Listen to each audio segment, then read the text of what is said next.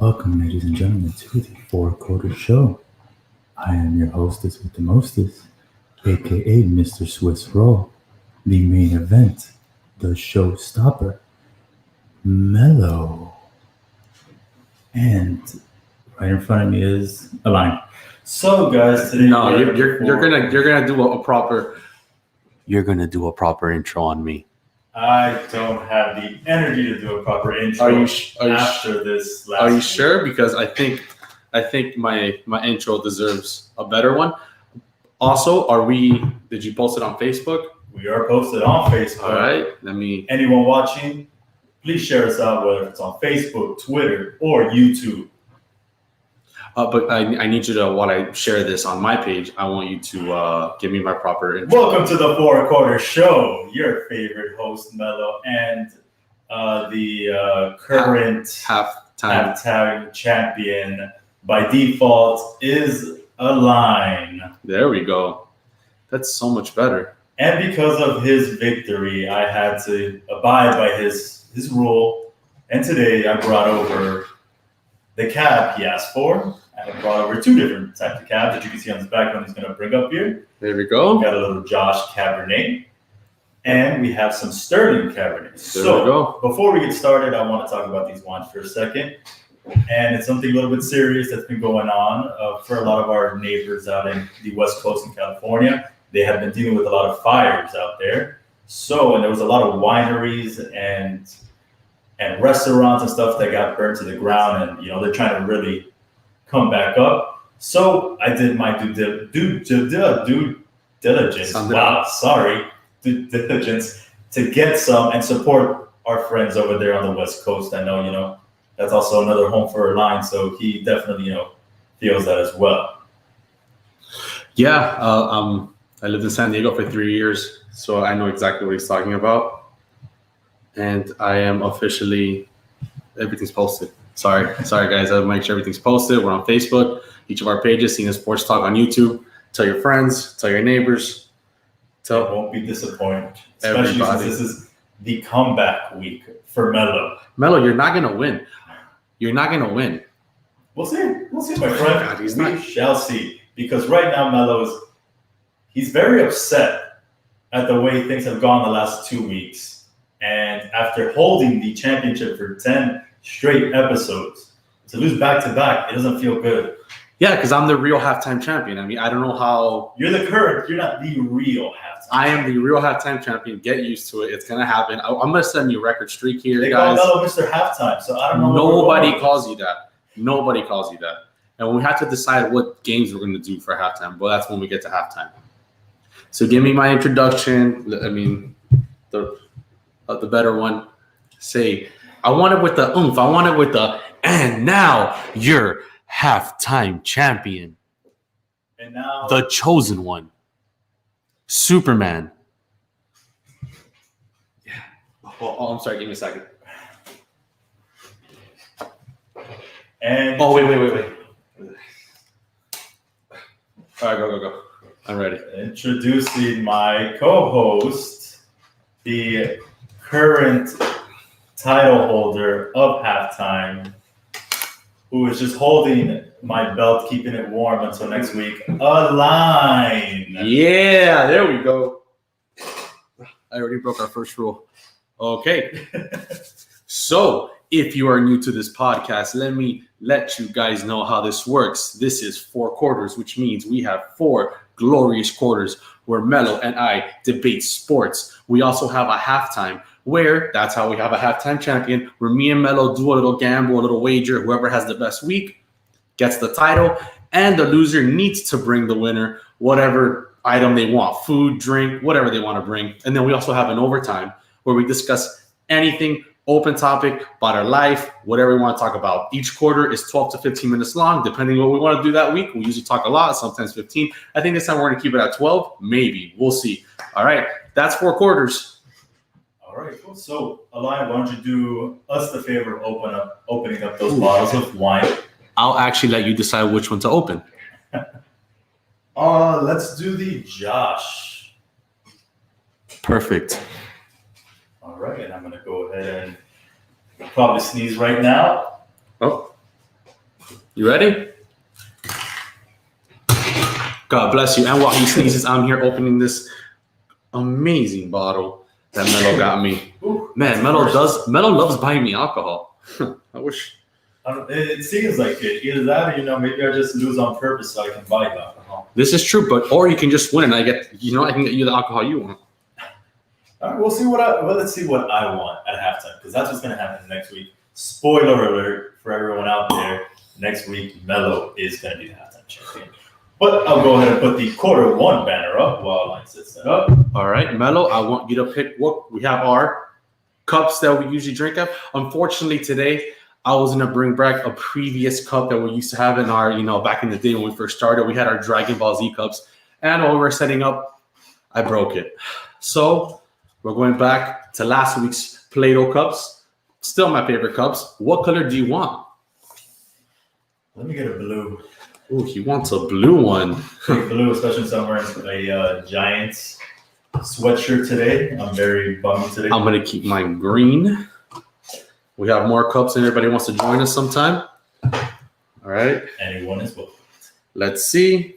I'm going to put the timer up. And I'm going to put it for 12 minutes today. Let's see. Wait, what's the first quarter? First quarter NBA. NBA, yes. I think we're good with 12. Oh. Yeah?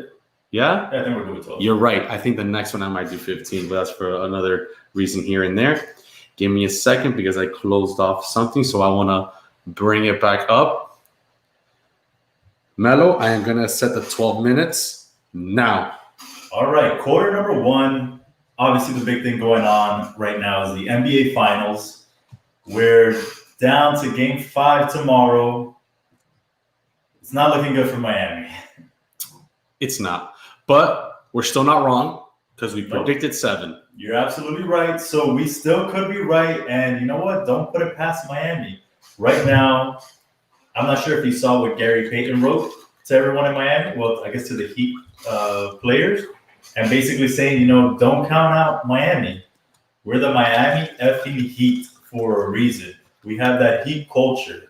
And we got to bring that out and not to count us out just yet. Stop shining the trophy for LeBron and the Lakers because we don't know what's going to happen tomorrow. Although the Lakers did a bold move and are now playing in their Mamba jerseys, which, man, if I'm Miami, I want to win even more. I knew that we were going to do that. That was very predictable. I think you and I talked about it off air. I don't remember us talking about it on air, but I believe we spoke about it when we were watching one of the games, maybe game 2. No, game 3. I think we were watching game 3 together. Correct. And we talked about it, and I knew they were going to bring the Mamba jerseys out whenever they won 3 games. I knew the next one was Mamba jersey. I am a Laker fan. I grew up watching the Lakers, so I don't want them to win. I love Kobe. Kobe was my favorite player growing up. I looked up to Kobe. I loved watching him play, but man, I don't want them to win. I really want the Heat to come out and really have a strong Game 5. Same here. Man, it's tough.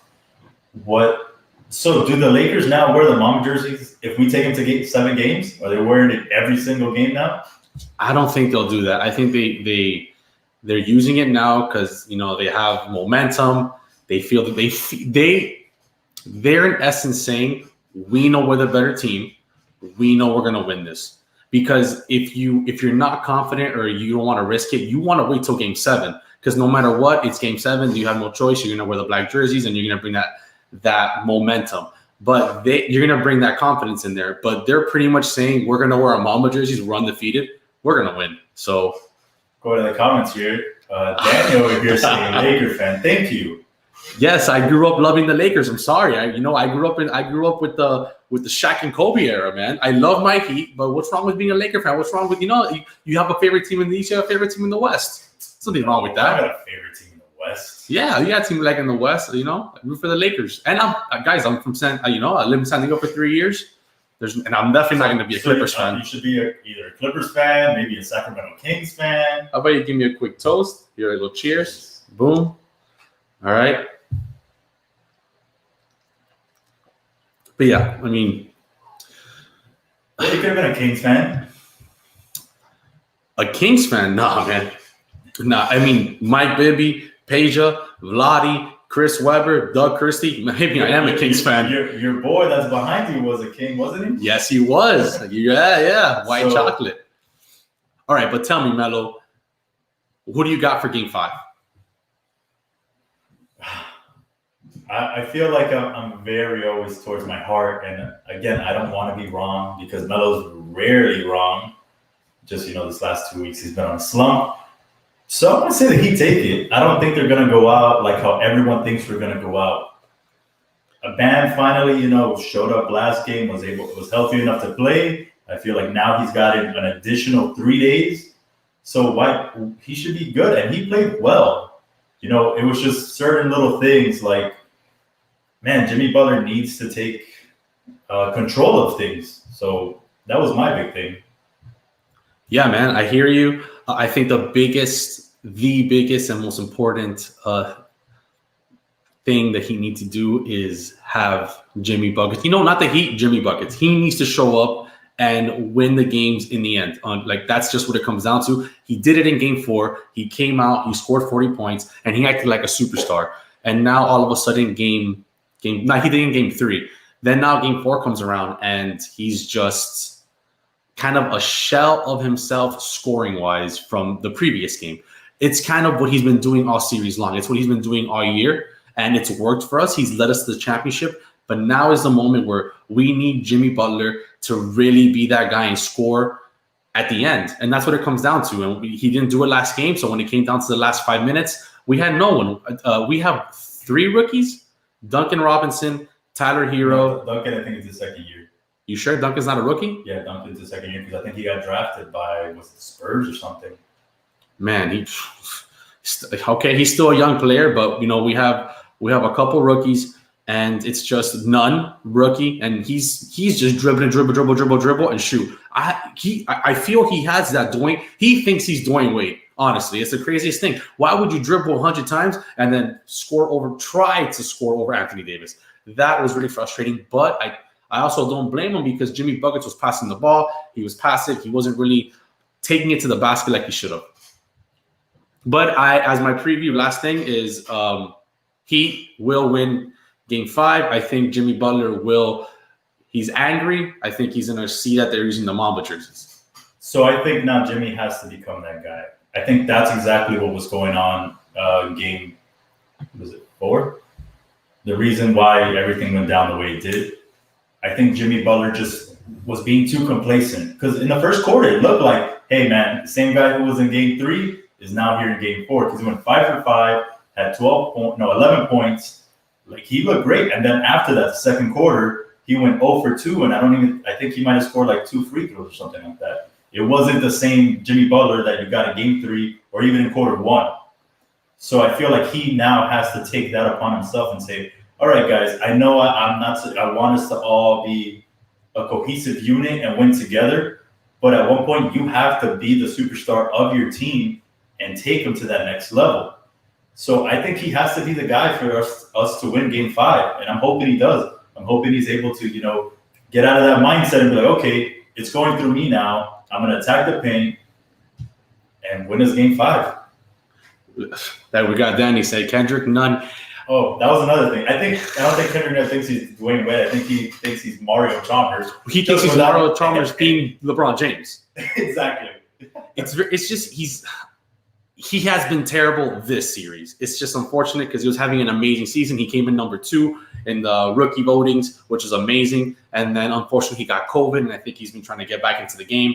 And now we're just seeing him in the finals trying to be the player he was in the season, and now it's not happening. But what are we going to do? Hopefully we're going to agree it's going to be all on buckets, and hopefully we win the game. But on to the next topic. Oh, you know what, really quick? Do you think Butler's that guy, though? Do you think he's the guy? I know you're saying he needs to play with that aggressiveness and be the superstar, but do you think he has it in him? Do you think he can do that? He's never done it in 10 years. Do you think with this team he can become a superstar? I absolutely think he can. Okay. I just think that his mentality is winning. But what I feel like he hasn't gotten to the point is that at one point you have to stop relying on everybody and just take it yourself.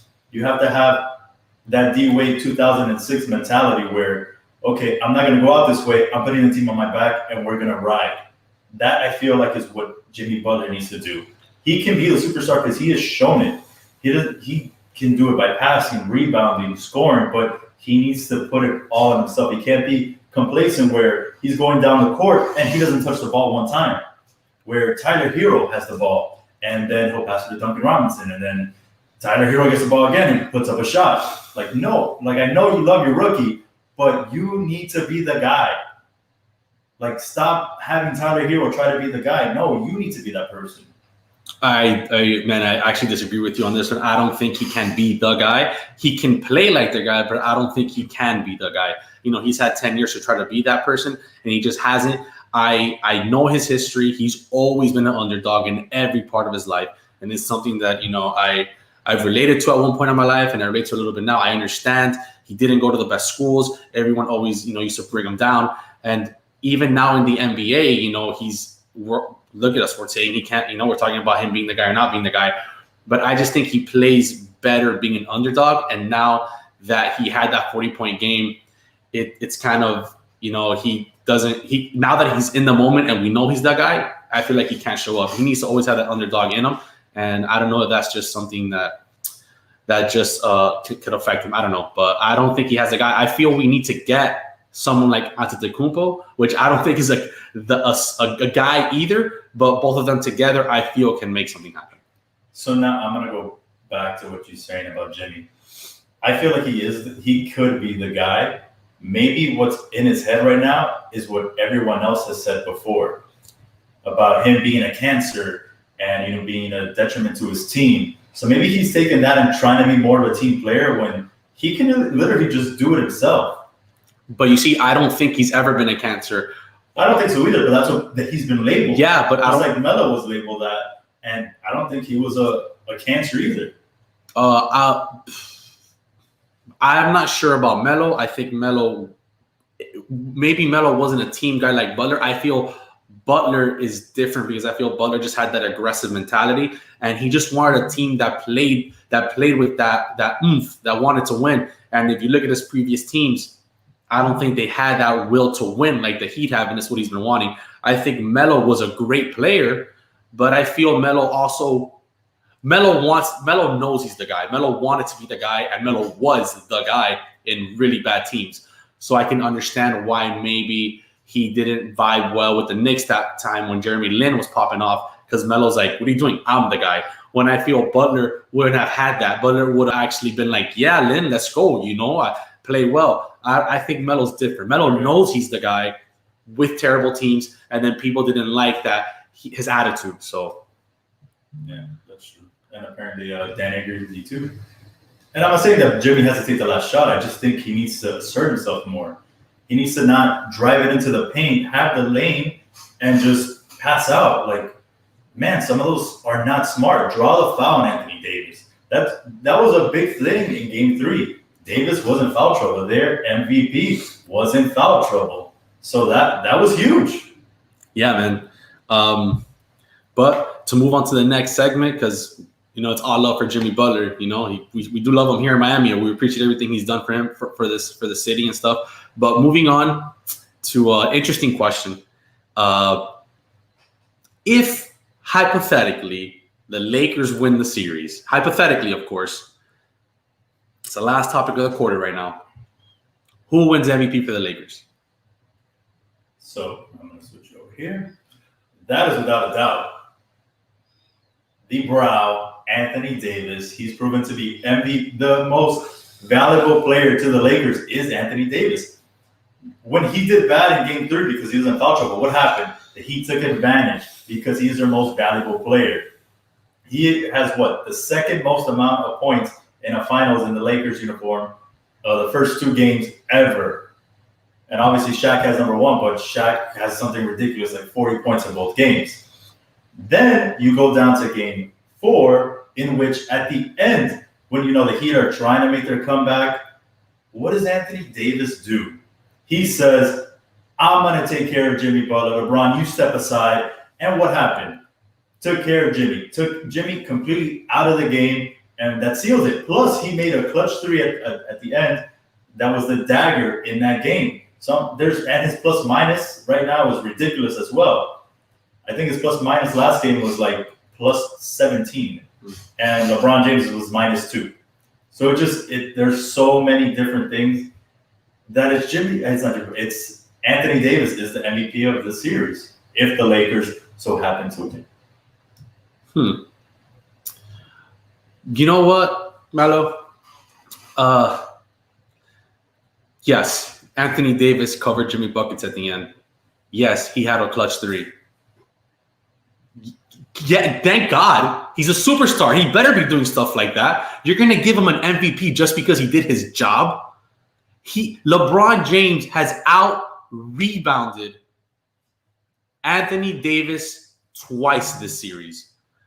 Anthony Davis should not be getting out-rebounded by anyone. By anyone. Anthony Davis is the best defensive player on the court, and I'm pretty sure the tallest man on the court, and he's getting out-rebounded by LeBron James. LeBron James is close to averaging a triple-double. We're so used to LeBron James's greatness that the fact that he's not averaging the triple-double, people are like, oh, he's having an off season. That man is averaging almost 27 points, 11 rebounds, and 9 assists right now, and we're all just waving our heads saying, nah, give it to Anthony Davis. Why?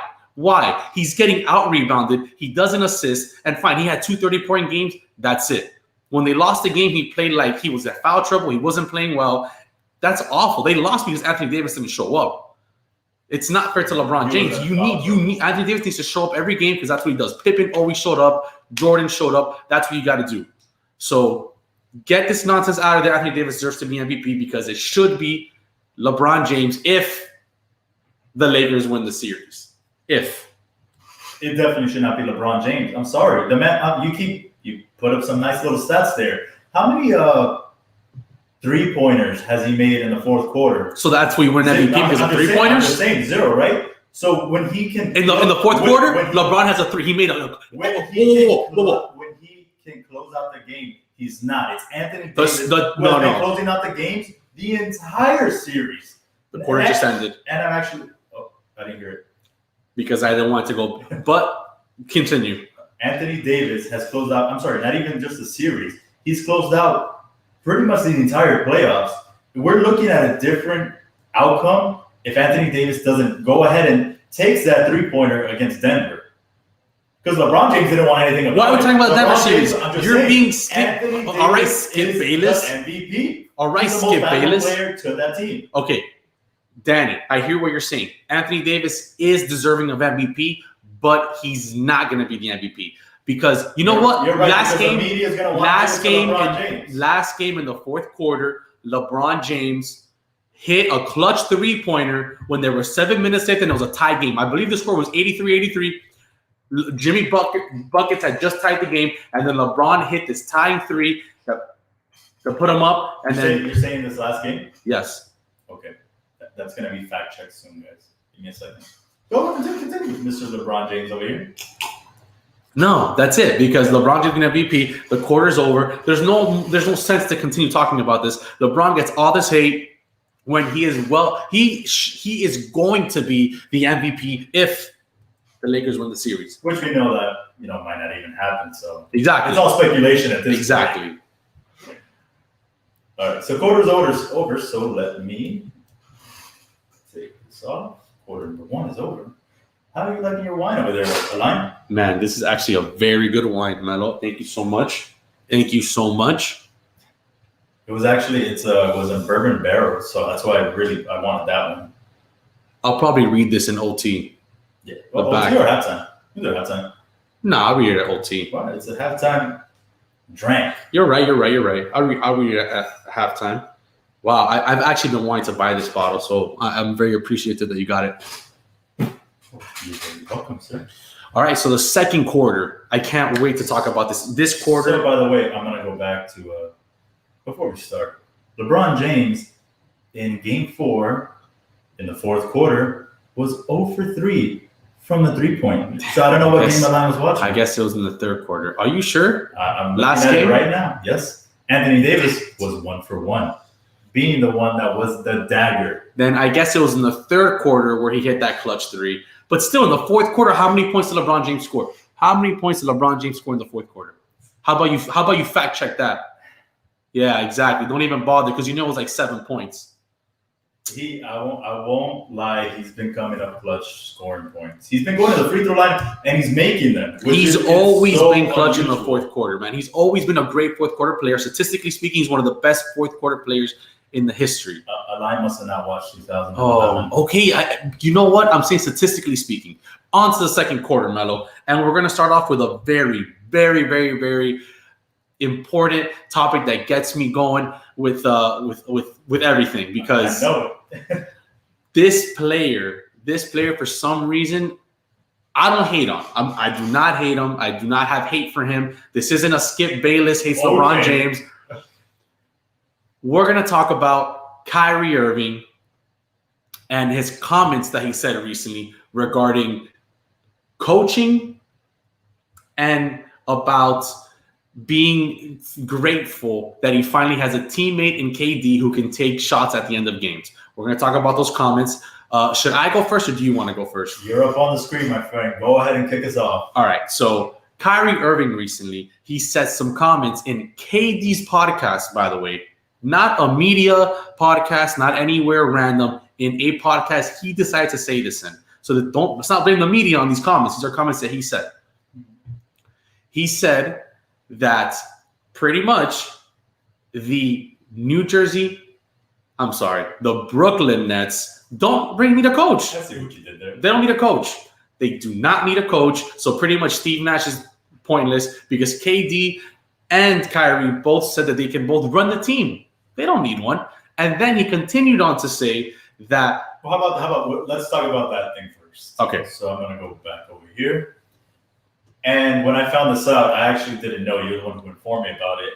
I thought that was extremely uncalled for because you have Steve Nash who, honestly, if it wasn't for those guys, if it wasn't for KD talking him up, Steve Nash probably does not have a job there. They're not picking Steve Nash to be their head coach. So for Kyrie to go ahead and say that was kind of messed up, but then you kind of go into like a hostile, situation with Steve Nash and then Kyrie and KD. Even though KD, from what I've known, he was kind of quiet on the situation. But Kyrie was the one kind of going out and say that. And I can see why, because maybe he sees Steve Nash as, a Tyronn Lue who is just, a guy there to fill in the position. But, man, that's just so bad on your, brand new head coach to go into that situation. And I think it's false. You need a head coach to, guide you to call the plays. Like Danny said, a little sus, exactly. So I didn't enjoy that part of it. I thought that was so uncalled for. Like, normally I'm on Kyrie's side, but not there. Well, it was very disrespectful, for your new coach, Steve Nash, to just say, hey, we don't need you. Clearly, they picked Steve Nash because they knew he was a fill-in. They knew that Steve Nash would just listen to them. Steve Nash was coaching KD during the injury, getting him back, getting his shot back and stuff like that. And you can tell Steve Nash is just a pushover, like, hey, do we want you to be coach? Those two guys are superstars, and usually superstars are the ones that lead teams. The owners are going to pick whoever they say. And those two superstars pick Steve Nash. And now they're just out there disrespecting, saying, we don't even need you. Just be there so that we can call the plays. And that's what Steve Nash is going to pretty much do. It's a joke. KD thinks they don't need a coach because he went to the Warriors, a team that had already won a championship, who had been to the finals twice, who already had team chemistry, who has 3 Hall of Famers already. And then you put in KD, a 4th Hall of Famer. Yes, Steve Kerr kind of isn't really necessary, but he is necessary because he makes important calls, game 10 decisions, and is a great coach. So for you to assume that you went because you went to this great team that, yes, Iguodala one day was calling plays and, you won with Luke Walton, who's actually a pretty good coach also, doesn't mean that you don't need a coach. That just means you went to a team that had a great system. And then don't get me started with Kyrie Irving. Dude, what are you saying, bro? You have a ring because LeBron led you there, and LeBron makes every player better. The way he's making AD into a superstar, the way he made you into a superstar. And that's all that. Yes, but he's making him better. better. Like, people are saying that Anthony Davis is the best player in the world now because LeBron does that to players. And now Kyrie Irving thinks that he doesn't need a coach. He went to the Celtics and he thought he was the man, and I don't need a coach. And look, that's why now you're in the Brooklyn Nets, and now you think you don't need a coach and you think you're going to win a championship. He's going to get a reality. These two guys are going to get a reality check because when KD was in the Warriors, they had a leader. They had Steph Curry. And now Kyrie Irving and KD in a team may be a disaster. But you also can't blame Kyrie because when he was in the Cavaliers, I'm saying they didn't have a coach, man. It was him and LeBron James doing whatever they wanted. It was Kyrie saving the Cavaliers and LeBron James, giving them that clutch shot to win the final. I hate that when second superstars make these shots and they're saving people. You're doing your job. So Steve Kerr, when he made that shot, saved Michael Jordan. Is that what you're saying? People make shots. You're supposed to make shots. So I'm not going to say Kyrie saved LeBron when LeBron is the reason that you're there in the fourth quarter, and Kyrie, you made a clutch shot. You make it sound like Kyrie was averaging like 5 points. I'm not making it seem that way. I'm making it seem as you're the second best player in that team. Yes, you should be making that shot, and it's good he made that shot. LeBron was 1, Kyrie was 1.5. That's it. Not second. He was 1.5. Kyrie saw the way LeBron runs teams, and Kyrie thinks he's LeBron James. Kyrie, in his mind, thinks he's a better player than LeBron James. Well, you know what, Kyrie Irving? How about stay healthy? How about play more than 50 games? How about finish a season? And then you can talk about being a superstar. But until I see you actually finishing a season, Chris Paul is still a better basketball player than you. Chris Paul is still a better point guard. And I'm saying it right now. I've been saying it for years. Chris Paul right now is still a better player than Kyrie Irving. Who's a better baller? Kyrie. But a better NBA basketball player, who do I want on my team? I'm going to pick Chris Paul. Because Kyrie Irving would not have done what Chris Paul did with OKC this year. Because Kyrie would have gotten hurt. He would have gotten everybody pissed. Or something would have gone crazy. So don't get me started with that. We'll go into the next comments that Kyrie made. Next comment, which is my favorite comment, is that he finally has a teammate in KD who can make last-minute shots. Clearly, that was a jab at LeBron James. Was it though? Well, it's a false narrative, is what it is. I don't think so. I think it's just how you interpret it. Because the way I saw it was that, one, he's not wrong. He is wrong. He's not wrong. Because LeBron James led the team to many victories, statistically speaking. LeBron James wasn't the one taking the last-second shot. Sometimes he was. It was Kyrie that had to save him multiple times. No. And LeBron... It was Kyrie that was not afraid to take the shot. LeBron James was afraid to even drive into the paint a lot of times to draw the foul or anything. So for me, the way I took Kyrie's comments wasn't so much as a shot at LeBron. It was more as a at the last second, he doesn't mind deferring to Kevin Durant. Whereas he doesn't want to defer to LeBron James because he's not a great shooter. He doesn't want to take it into the basket because he's also not a great free throw shooter. So to me, it was Kyrie saying, you know what, I don't mind deferring to Kevin Durant because I know, one, he's been in that situation, and Kyrie played against him 2 years in a row, and saw how great and clutch Kevin Durant was in that big moment. Statistically speaking, LeBron is one of the most clutch players in the NBA. He can take that last minute shot. You know what? KD is easy for him to say that because last time I checked, he was 3-1 in a series, and then they lost against the Warriors. So then he joined the Warriors, and yes, I'm pretty sure it's easy to take a shot when you have somebody like Curry and Thompson who are going to take clutch shots and they have to be covered. So KD is there pretty much up to an open shot. So yeah, KD, I'm pretty sure it's easy that you can make a game-winning shot because we weren't talking about that narrative when he was playing with Westbrook. Now, because he has 2 Finals MVPs, now he can take clutch shots. Well, let's see what happens when Kyrie Irving's not there. But see, now you're forgetting something. When he was in OKC, he was deferring to Russell Westbrook because Westbrook thought he was the man, that it's his team. And KD didn't want to fight with him, so he deferred to him. which is why he ended up leaving. They were up 3-1. And KD was just fine. They blew it. Yeah, he's not that guy. And now he has another Westbrook in his team. He has another Westbrook in his team. In the Warriors that he was that guy. Watch. Now KD is going to defer to Kyrie because the type of mentality KD has. Watch, he will. Yes, he will. You want to know why? Because KD went. Kyrie saying the comment that he did is proving that Kyrie knows that KD is better than him. And not only that, but they are best friends. KD went to the Nets because Kyrie put his on the table and he said, we're going to the Nets. And KD's like, okay, we'll go to the Nets. That's what happened.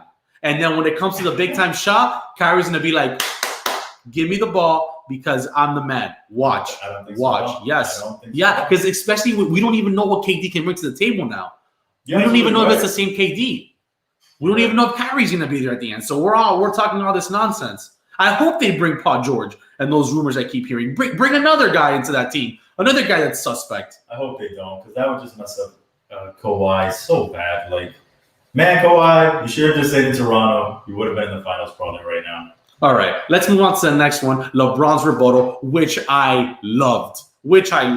And what did he say? He said, you know what I love about me and AD? There's no jealousy between us.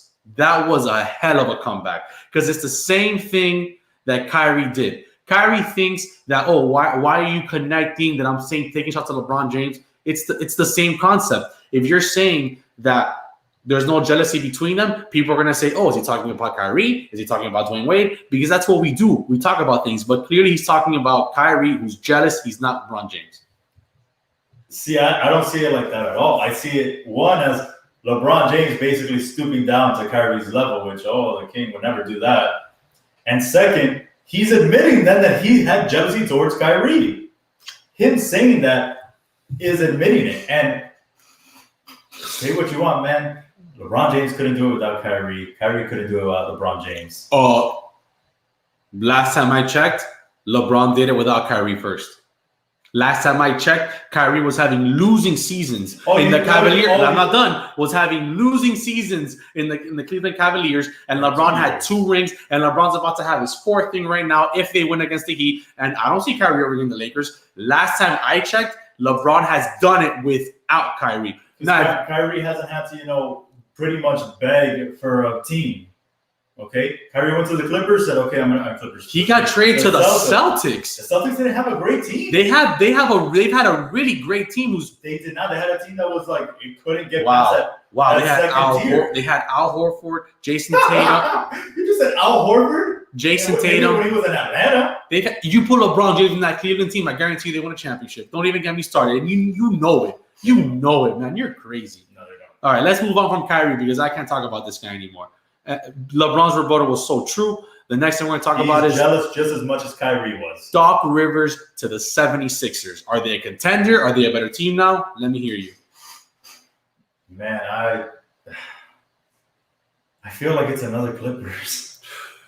I love Doc, but man, it feels like this. He's just going to another Clipper situation. And the East is just, getting a little bit tougher. You're going to have the Nets now competing. You still have Giannis in the Bucks. You have the Heat, who knows who we might get that might just, bring us up. And then the Raptors, they're going to be fighters as well. So I don't know if he did himself well. I mean, he didn't have a choice. It was either don't coach or go comment. So, I mean, I don't mind it. Man, hold on. This just in. Buccaneers are up 19-17 against the Bears. Tune in to watch this game because there's 1 minute and 30 seconds left. And I think the Bears might have a game-winning field goal right now, and it's going to be crazy. But go ahead, Melo. Keep going. I don't know. So, I mean, I like the hiring. I love Doc. I feel like they're also one key thing away. And I feel like maybe had they treated Fultz a little bit better, that team would be so different. But because they shipped him off to Orlando, they completely messed that up. And they're still missing something. And it definitely is not Al Horford. But you hit the nail. I don't know. Al Horford's a good player. I don't know why you keep saying He was. Okay. I feel like one got overpaid, and two he just is whatever now. You hit the nail on the coffin when you said there were another Clippers. There were Clippers 3.0. And what do I mean by Clippers 3.0? Clippers 1.0 was when they had Chris Paul, Blake Griffin, and DeAndre Jordan. The best player on that team was Chris Paul, but unfortunately, the other two guys just don't have it in them. Blake Griffin just doesn't have it in him. He's a comedian now.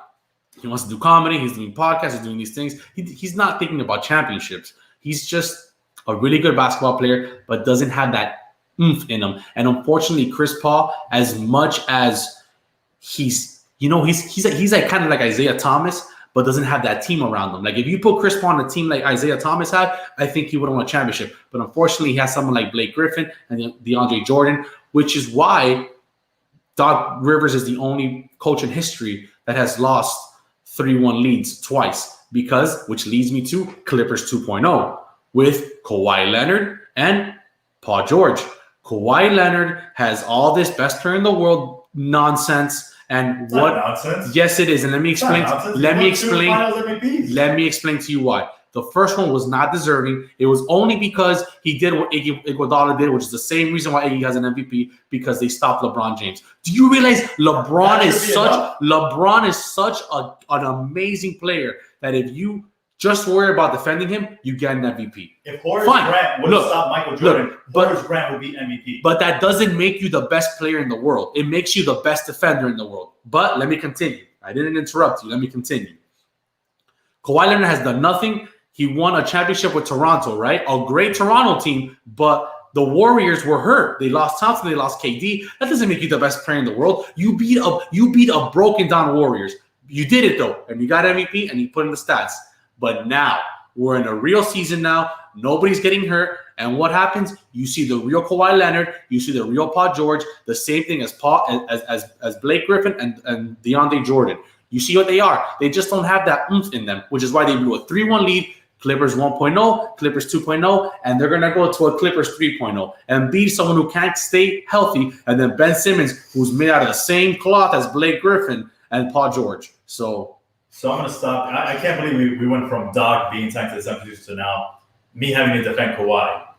First off, this is not a usual season like you're making it sound like. It's not. The quarter's over, but keep going. The season stopped back in March. They had to make a bubble in which none of the Clippers wanted to love that So excuse. it is not a regular season. And then what happened to, you can't blame who was there and who isn't. So that's why we shouldn't diminish if LeBron James wins a championship this year, because it doesn't matter who made it and why the Clippers didn't make it to the Western Conference. I'm not diminishing his championship win.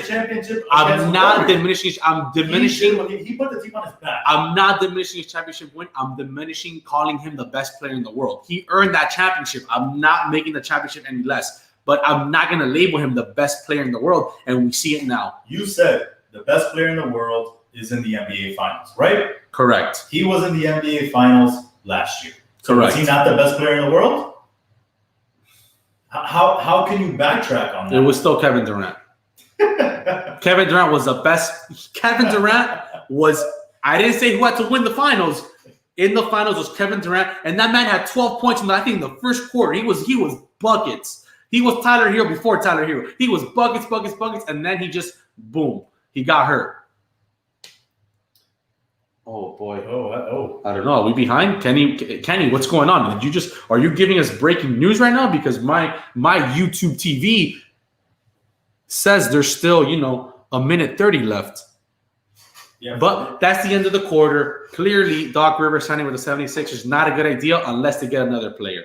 That's what it is. They're missing it. And I don't know who wants to go to Philadelphia. It's a great city, man. It's a great NBA city. It is, but I feel like they need to. It's all about the culture. I don't want to say culture because where that means. Give me your wine, bro.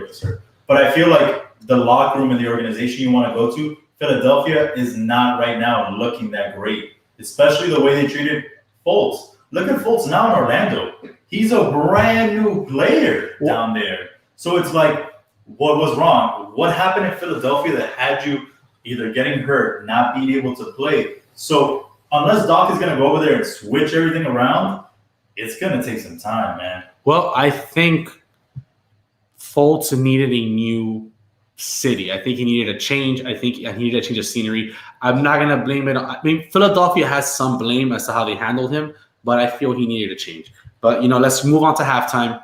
It's time to move on to the next one. Apparently, we are behind. According to Kenny, said Brady's so old, and then Danny said that he thought it was third down when it was fourth. Man pulled a J.R. Smith. Oh, man, I can't wait to see the reviews later. I can't wait to see what they were talking about the game.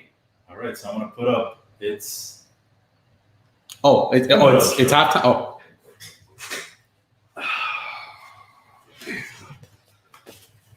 It's halftime. I gotta have my belt. I should have never bought that. Doesn't that shine nice? I'm gonna make sure it says 4 quarters here. It's gonna say FQS pretty soon. FQS right here. 4 quarters show, baby. Make sure you have that ready by next week because it's coming around my waist. I'm gonna have it ready. Watch. So, obviously we know. By the way, during this halftime, you need to when you speak to me, you have to say 4 quarters champion. That's how we work here on 4 quarter show. Whenever you wanna. I would never do that. Yeah, that's part of the deal with the title. Part of the deal. That was never part of the deal. The title. Yeah. I was never supposed to call you champion. Part of the deal. Anyways, the man who's holding my title, keeping it warm. It's not your title because I have it right now. So you can't say it's your title. I'm not going to agree with that. He once again duped me and deceived me last week. But no, you know what? I'm going to give him all the credit because I blew it by choosing the damn Raiders. We even said there's no duping, there's no nothing. Oh, we keep looking at the game. We're sorry. Anyways, no, like I said, I'm going to give him credit where credit's due. I blew this. I lost halftime by choosing the Raiders. It wasn't him. He didn't beat me. Oh, I beat you. I guessed it right. I banked on 4-0. I banked on the Bills going 4-0. I said it on the Bills. Go back to the tape. I would have never chosen the Cowboys. Go back to the tape. So it came down to me. I shouldn't have picked the Raiders. I trusted John Gruden way too much. And it's on me. But it's not going to happen again. That's guaranteed. It's a spoiler alert for next week. But anyway. What games are we doing this week? Again, we got 5 NFL games. If we would have done the show a little bit earlier in the week, I would have thrown in some baseball. But at this point. Bears make the field goal. They're going to make it. I just see it right now on ESPN. I just saw it right now. We're talking about baseball later, so I'm not going to include baseball because the week is pretty much over, and we all know who's basically advancing. So we're going to go through these games. Okay, and I'll start it off with the first game. It's going to be the Carolina Panthers versus the Atlanta Falcons. We're not going to do that. The Atlanta Falcons are – come on. Yeah. They're the worst – I'm sorry. The Giants are the worst team in the NFL. They're not. Atlanta Falcons are the second worst team. We're doing team. that game, and I am choosing the Falcons. We're not doing that. What? For real? I'm choosing the Falcons. And the Bears make the 38-yard field goal attempt. Are you sure? Is that what we're doing? I'm choosing the Falcons. I'll take that one. That one's fair. Oh, that one's fair now, right? Okay, you were just bitching about it. We can write that one down. Okay, what's the next thing that you want to do? Next game, we have the Jaguars versus the Texans. I'll let you pick this one first. It's a fair game. One team is defeated and the other one has 1 win. Let's keep going. We'll see. I haven't said no to that one. You can't say no to that one. Of course I can say no to that. I want to have a choice. Oh, come on. Why do you get to pick the games you lost? I'm picking every game that's, fair 50-50. No, that's not fair 50-50. How is it not? One team is 0-4 and the other one's 1-3. How is it not fair? Let me see. Jacksonville, Houston, Cincinnati, Baltimore. And Jacksonville has been basically in almost every game. Except for the Dolphins. That's because Fitzmagic owns the Jaguars. I'll pick Texans over Jaguars. Okay, I'll take the Jags then. All right, next up we have the Indianapolis Colts versus the Cleveland Browns. So since Who do you want? I'll pick now, I'm going to pick my boy Odell. They came through for me last week. I'm picking the Browns again. I don't think I like that pick, man. Why not? I don't think I want to do that one. What is the Colts record? Aren't they 3-1 as well? Man, It's a fair match. You know what? I feel this is very unfair. I don't really agree with these this week. Oh man. Why not? You make it sound like I gave you like the COVID Titans versus the Buffalo Bills and said I'm picking the Bills. How about we do maybe Philly and Pittsburgh? I am not doing that game. Why? Unless you're letting me choose the Steelers. What about look, hold on, hold the phone. There's a Monday night matchup. There's New Orleans versus the Chargers. I don't like that game. Why? I don't feel like it's fair. Oh man. Okay, I you know don't feel what? like For the fair. sake of the show, Whoever picks it, you know the Chargers are not as good as the Saints. Let's be real. They're not. fine. You want the Browns? I'll give you the Browns. I'm. You know what? You've been losing so much. We'll have it your way this week. All right. Next up, now we're gonna go with the home team. We do this every week. We always do Dolphins and Giants. So Dolphins versus the 49ers. Who are you picking? Man, I think I might get swept this week because He's not gonna get swept. Who are you picking? we Dolphins or 49ers? have to pick our teams. Who said? That's the rule. We have to know. If you want to pick the 49ers, go ahead and pick them. If we have to pick, no, we're homers. We have to pick our teams. Why? No. That's not what we said. We said we were gonna pick the games with our teams. So you're picking the 49ers or the Dolphins? Or are you gonna go against your team? Your team that could, if one, they're playing the JV 49ers. Is Garoppolo playing? Garoppolo right now is not set to play. They're playing the JV 49ers. I'm gonna pick my team because that's the rule. We're supposed to pick our team. That's not the rule. Yes, it is. And and the next one, Giants versus Cowboys, and you're picking the Giants. That's what it is. I'm not picking the Giants. Yeah, you are. It's Giants. That's the rule, though. That's not the rule. That was never the rule. We're not supposed to be arguing about this during the show. This is something. That was never the rule. The rule was that we're gonna pick on the games that our teams are in. Normally, of course, we're gonna pick, the teams that are we're against. Then we're erasing Dolphins and 49ers, and we're just gonna do those three top teams then. Why? Because the rule is you pick Dolphins and Giants. So wait, I'm gonna go everyone. Alain likes to talk crap about the Giants, but he doesn't want to pick them. Why not? Come on, I'm picking the Cowboys because they suck. So do the Cowboys. You're answering your own question. I talk shit about the Giants. I'm not gonna pick the Giants. They suck. They have the second worst quarterback in their division. No, sorry. So let's just take those Dolphins and 49ers out and just keep it at those three. No, go ahead and keep them in. I'll root for the Panthers, Jaguars, Colts. No, go ahead and put them in. Why? You're gonna pick the Giants? I don't think it's fair, and I feel like I'm being duped again. You're not being duped. It's being broadcasted right now on 3 different networks, and I'm being duped again because that was never the rule. The rule was we're gonna put whatever our favorite team is in the lineup, and you pick what team you want to pick. Normally, we don't go against our team because why would a fan do that? But Melo is willing to do what it takes to win back his gold. What belongs around him. So you're going for your Giants. There we go. And everyone after season, right? No. I'm Giant. Are you picking Giants or Cowboys? And that's it. Last question. Go ahead. I'm obviously being duped here. So you're Giants. I'm picking the Giants. Yeah, you have no faith in your team. I'm over here picking my team. I don't know why you don't pick your team. There you go. I got my Fins. I had to convince him to pick the Dolphin and 49ers game. But yeah, of course. Again, America, you are seeing this. Whatever country you're watching this from, you are being duped here. You're not being duped to anything. Duped. Let me take a picture. Boom. It's all set up. All right. So, final. You picked Falcons over Panthers. You picked Jaguars over Texans. You picked Browns over Colts. You picked Giants over Cowboys. And you're picking 49ers over the Fins. Okay. All right. That's it. That's halftime. I said I was going to read this during halftime. Thank you for my wonderful drink.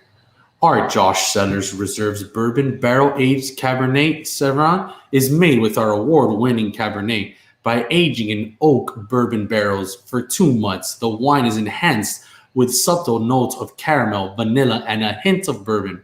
The resulting Cabernet is bold, yet well-balanced, with scents of dark fruit and pepper and long finish. This is a 4 quarters recommendation. Josh right here. The 4 quarters seal of approval. Really great wine. Man, this game is going on. How much wine do we have left of that? It's almost done. All right, because we got to get to our second bottle, which has another story behind it, which I'll tell you when we get there. Well, you need to drink up, so I don't know if I'm supposed to. Oh, I'm sorry. You're drinking slow. I guess people forgot. I just didn't want to, make the same full Melo that I was last week. Getting caught on Instagram. We caught Melo slipping on that one. All right, guys. Halftime is over. We're going to see how things fall next week. The belt's coming back here, no matter what. Okay. He wants to, try to do it me. It's okay. Melo is going to come out on top. It's a spoiler alert. Okay. But let's go ahead and start quarter number 3. And in quarter 3, I'll make sure I get some whites for that next week.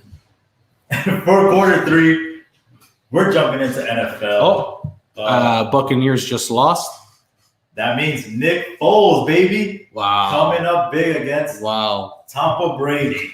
Man, Nick Foles really owns this guy.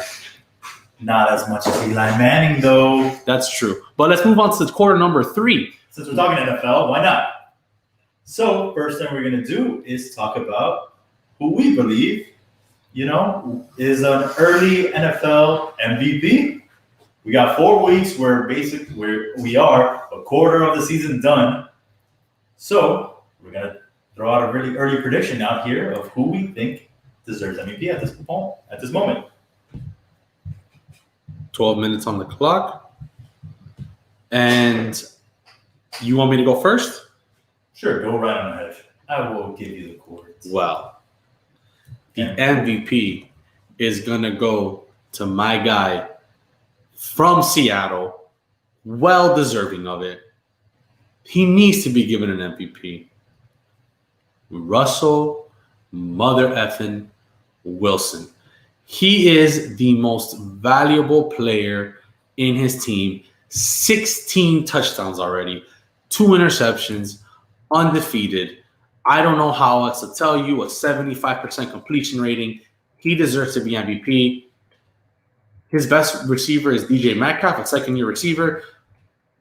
Oh, because Metcalf's a bum now. I'm not saying he's a bum. I'm just saying he's not a number 1 star. Of course he is. He's what is he, number 2 in receiving yards this year?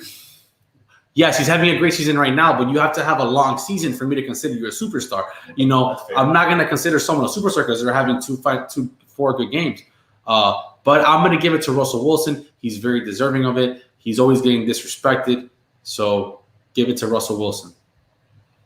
So, obviously, Alain is wrong because it should not go to him, especially after his struggle with the Dolphins. The Dolphins have a good defense. Go ahead.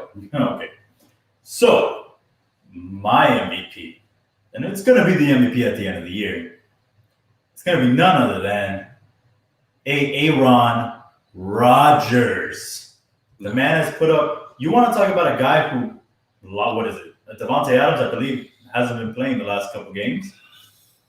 He's put up great numbers. They're winning by large margins, and he's doing what Aaron Rodgers always does. They're 4-0. You cannot stop that man. He's got 1,214 yards, 13 touchdowns. He's unstoppable at this point.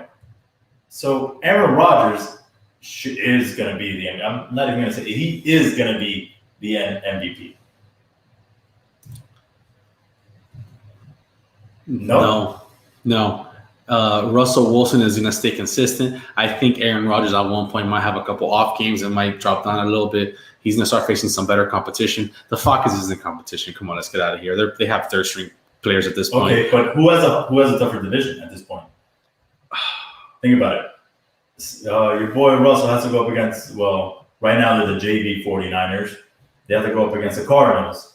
and they have to go up against the Rams. But that's why I'm saying Rodgers is going to have a couple off games. He's going to start facing some tough competition. They're not going to play as well, and I think Russell Wilson's going to. I think they're going to mop the Bears again.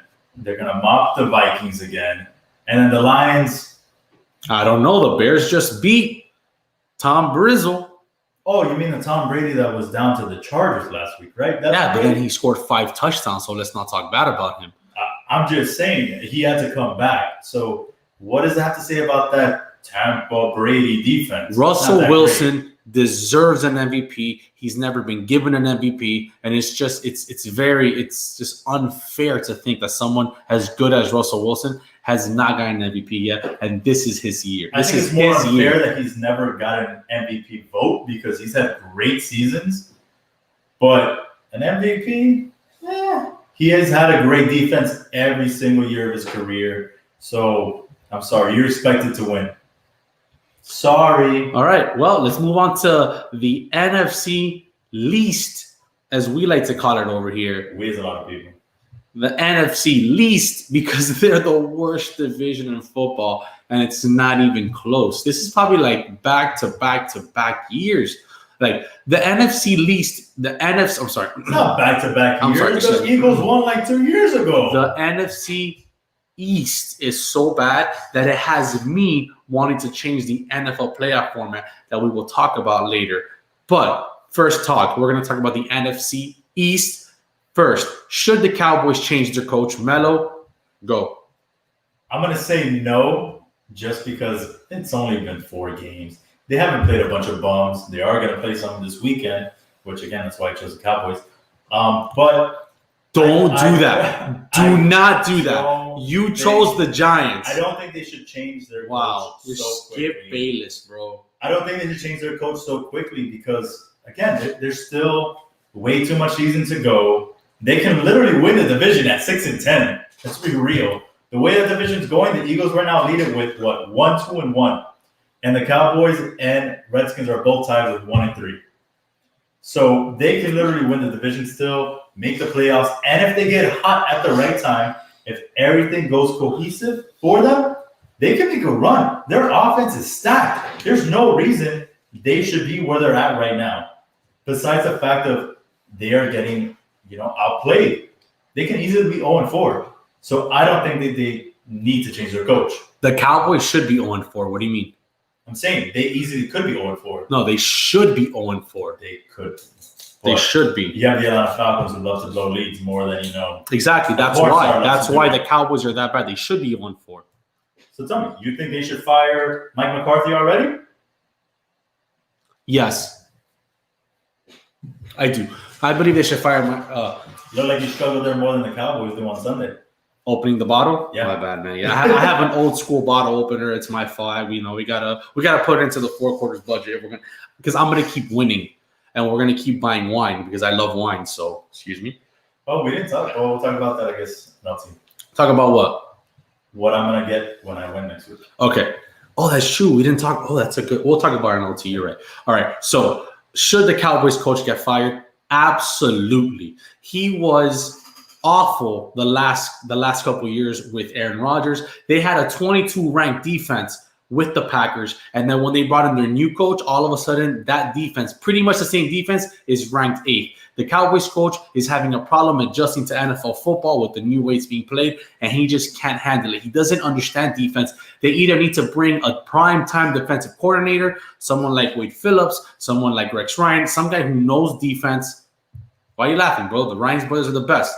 I'm just saying someone like that or someone new who just knows how to handle defense because they are – I don't even think the Cowboys have a defense. I don't even know. I should be put out there.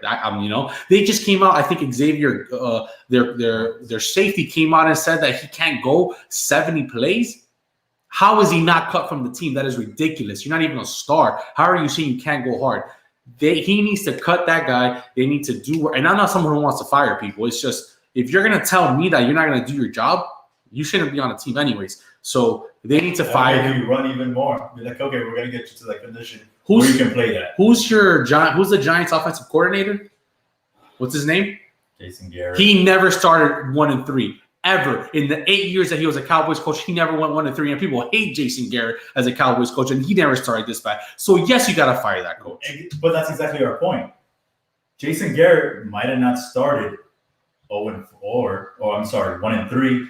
But at the end of the year, he blew it every single time. Well, at least at the end of the year is when he went 1-3. At least he was there. At least he was close. What if McCarthy right now wins out? He should be number one in the division. He can't play. He doesn't know how to handle defenses. If McCarthy wins 12 straight and they go 13-3, we're not having this conversation. I'm wrong. And Absolutely. He can do the opposite of what Jason Garrett did, where Jason Garrett had a good start, but blew it at the end. Maybe you're right, but I'm not seeing that right now. I'm seeing awful football. Oh, that's what I'm seeing with Jason Garrett at the helm in New York. Let's not blame Jason Garrett. The fact that your quarterback is lousy and you have no running back.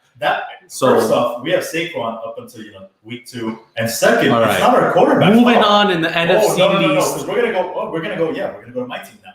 You want to talk about how lousy so we're going to move to the Giants next. Okay. You want to talk about how lousy our quarterback is? Our quarterback. I'm gonna read you some. He's 0-4.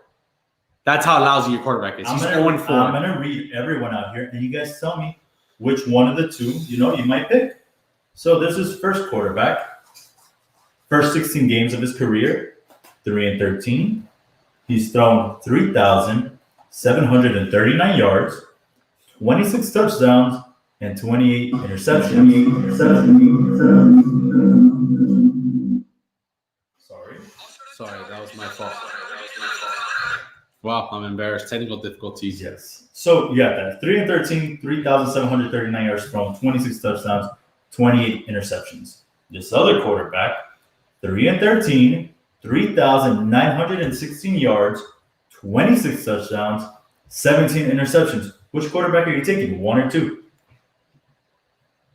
I hear your comparison, and I'm not taking your quarterback. Do you know which is my quarterback? I don't care. I know your quarterback is in there, and I'm not taking them. Well, my quarterback's comparison there was to another Hall of Famer, which was Peyton Manning. His first 16 games were, guess what? 3-13, 3,739 yards, 26 touchdowns. Oh, and look at that, 28 interceptions. Yes, and he was bad. Daniel Jones has the exact same record, more passing yards, and less interceptions.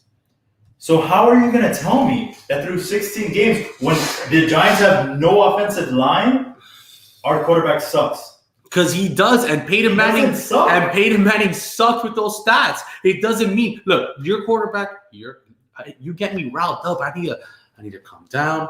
I need to relax.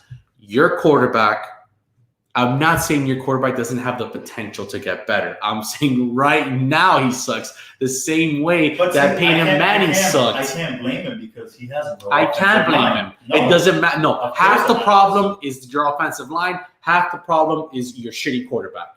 Oh, sorry, pardon my French. Is your lousy quarterback. And he's just this close from being as bad as Dwayne Haskins, which leads me to, should Washington have made a QB change? That's absurd that you just said that. He is not as bad. Daniel Jones is not even nowhere near being benched. But go ahead. Tell me, should Dwayne Haskins have been benched? What is Rivera thinking? Should he moved on from Kyle Allen? What's going on? I think Rivera is thinking that he can still somehow win, which, he can technically win the NFC East because he's right there. Anyone can win the NFC East. So, man, I keep messing that up. Yeah, God, I know what it feels like to be a Dolphins fan right now. I'd rather be a Dolphin fan than a Giants fan. All the scrutiny I gave you for years. How many times? Listen, hold on. How many undefeated season does the Giants have? We're gonna go to the past. When was the last time the Dolphins won a Super Bowl? I'm gonna have 3 more minutes to record. Who cares? Of course Who cares if I was alive? Witnessed that. It doesn't matter. I witnessed it because I saw the replays. I saw the footage, and I went back and I replayed every season. I saw the statistics. I saw everything. I saw Zonka. I saw Greasy. I saw legends. It was beautiful. Saw Warren Moon too, right? It was beautiful. Dolphins have the best season of all time for a team. But go ahead, tell me about Dwayne Haskins. I want to hear, should he be benched? Should he be given more time? What's going on? I think he should be given more time. I know they had trouble last season saying that he wasn't understanding the playbook, and I've never heard that up until Ocho Cinco when he was where? Oh, in the Patriots and in Miami. But, I mean, I don't know. I think you give this guy a chance. You drafted him.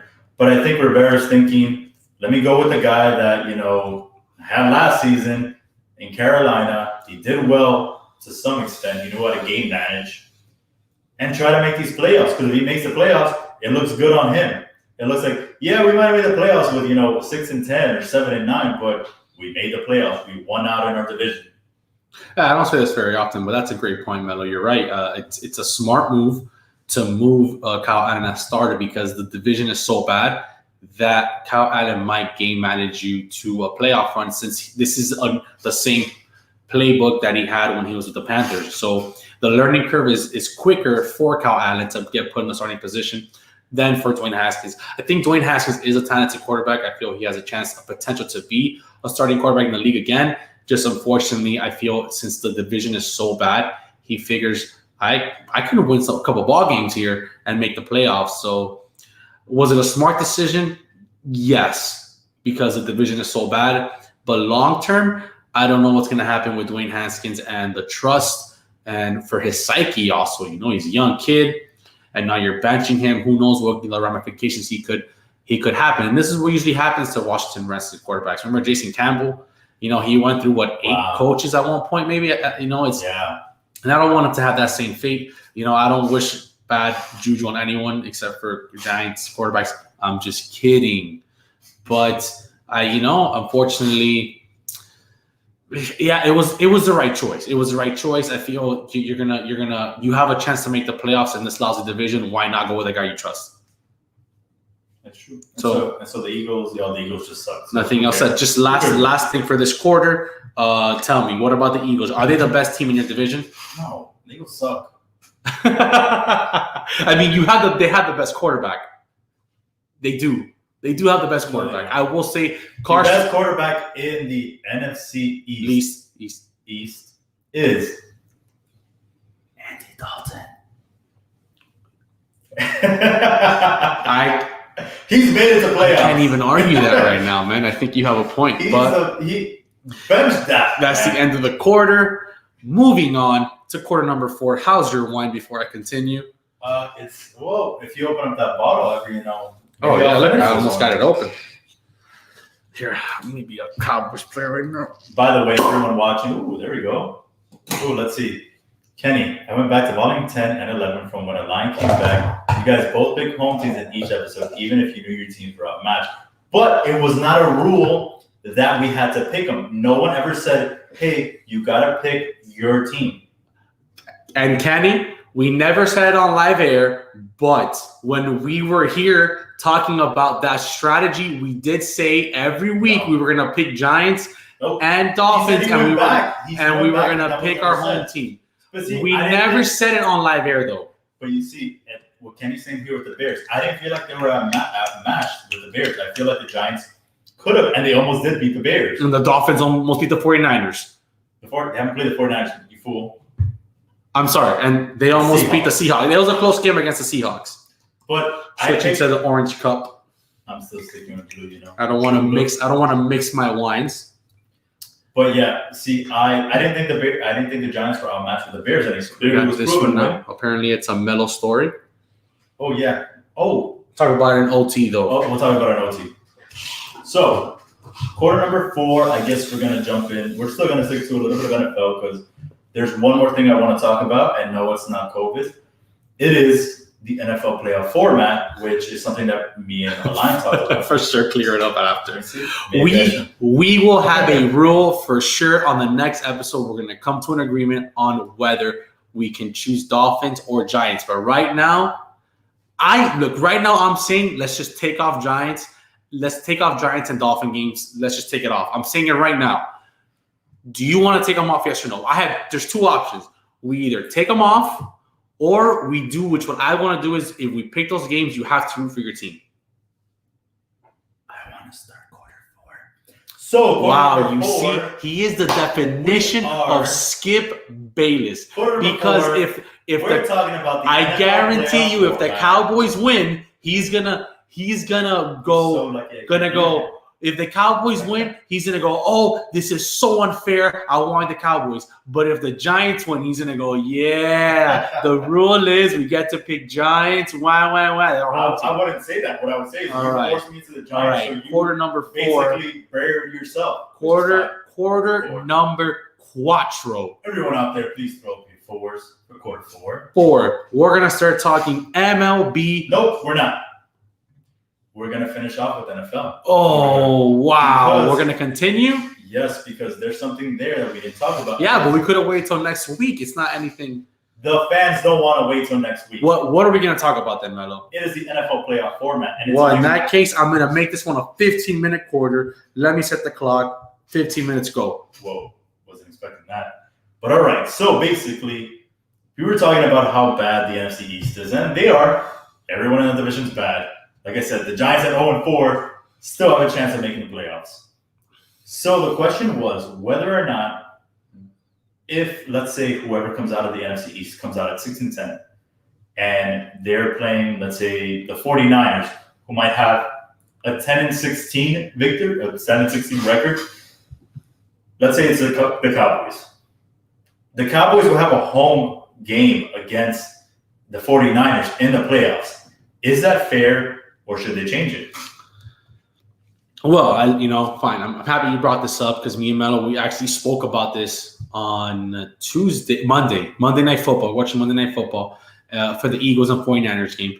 And we brought up this conversation. And I feel like I think that if you have a losing record in your division and you end up winning your division, and I'm going to go with as far as saying if you have a tie 8-8 record.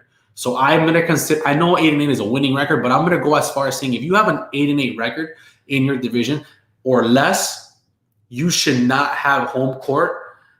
You can be a wild card team. You for sure make the playoffs. You can make the playoffs because you didn't win your division. And one of the wild card teams who had actually a great winning record, they take the home court advantage. Now, I know that seems a little crazy. So the best outcome would be the top 8 teams. How many teams make in each division? Is it 8? Is it like basketball? I believe it's 7 now. Whatever the case may be, if it's the top, it's the first 4 and then 2. So it's 6. Yeah, I think they expanded to 7. So if it's the top 6 or 7 teams, whatever the case may be, if it's 7, right? You rank them how they are. No matter the division, no matter the leader, you rank top 7 teams. And if you're a top, you dancing over there, bro? The wine hitting you? Because you're wrong. The top 7 teams, you rank them, and then whatever your division record is will determine tiebreakers and things like that. But there has to be a change. You can't be an 8-8 team and be ahead of a wild card team that's winning. You can't be in a division like the NFC least and just make it to the playoffs. I know that's how the Giants usually make it. I know that's their MO, but go ahead. Number 1, that's not how they make it. They've won the last 2 Super Bowls through the wild card. So they've earned their spot. Number 2, I don't think it's fair because let's say, again, this season, you might have where the NFC West is going to have 3 teams over 500. So you're saying that if a division winner division winner wins their division, but they're 6-10, but there's 7 other teams ahead of them with a better record, they don't deserve to make the playoffs? They won their division. They did their job. Yes, and they should win your division. It wasn't get the best record. No, it's win your division to make the playoffs. So I think what you're saying is wrong. They deserve to make it. They deserve a home game because they won their division. They did what they had to do. That's it. I'm sorry, I just don't agree with that. Yes, they won their division, but they won it in a lousy way. And I'm not saying it's a win. But you see, on my first example, I'm not saying you don't make the playoffs. I'm saying you make the playoffs, but you just don't get home court advantage, and it's not fair. You have an 8-8 record in a lousy division. Yeah, but basically what you're saying is they should get the 7th seed and then go up against number 2. Yeah. I mean, no, that's in my sure. Yeah, actually, yeah. I don't think that's fair. I think it's fair. You did not have a good record. It doesn't matter. You won your division.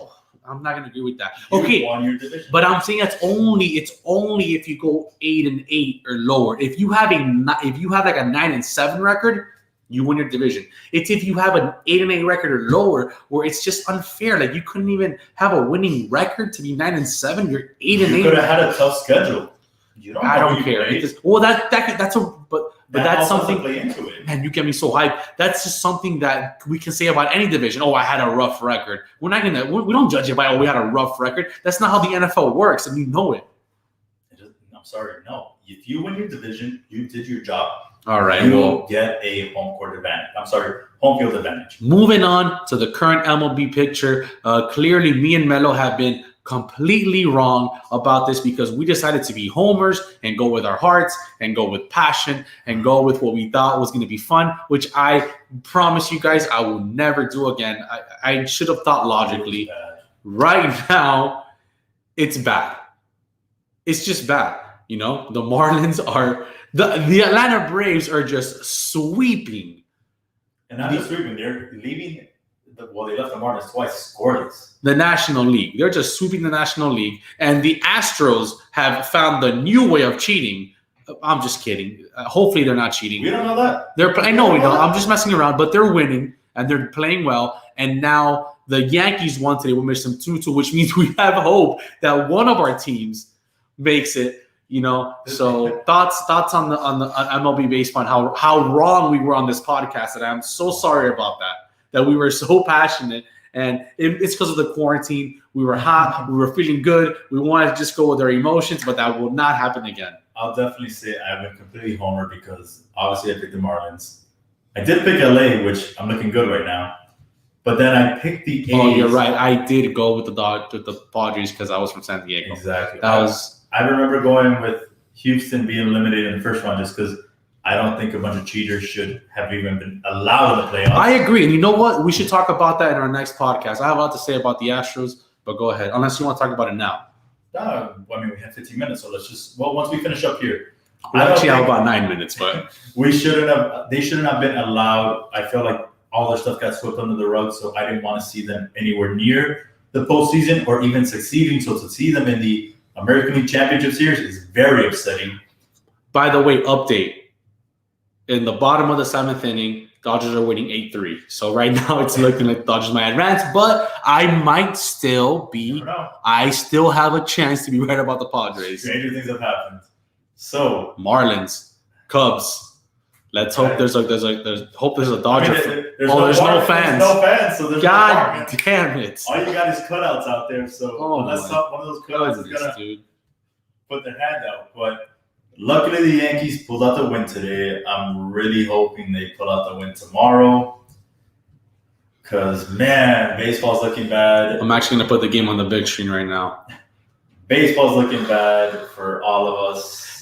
But you know what? How are you enjoying the fast-paced baseball? How are you enjoying that the game is back to back to back? Are you liking it? Are you not liking it? Tell me. So, and as let's say just a baseball fan perspective, I'm loving it because from 2 p.m. all the way up until 1 in the morning, there are sports going on. I don't care if it's baseball. I don't care if it's hockey. I don't care if it's cricket or curling.